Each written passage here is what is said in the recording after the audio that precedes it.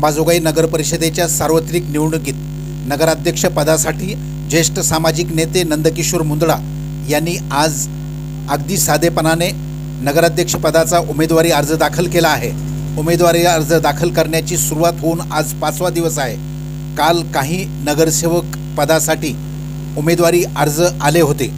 नगराध्यक्ष पदासाठी आज पावेतो एकही उमेदवारी अर्ज आला नव्हता। मात्र आज नंदुशेठ मुंदडा यांच्या माध्यमातून नगराध्यक्ष पदासाठी पहिला उमेदवारी अर्ज दाखल झाला आहे।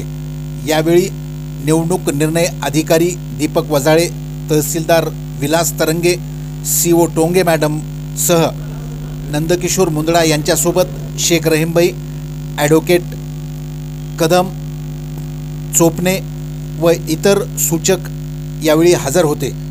आज उमेदवारी अर्ज दाखल करणारा पहिला अर्ज आहे।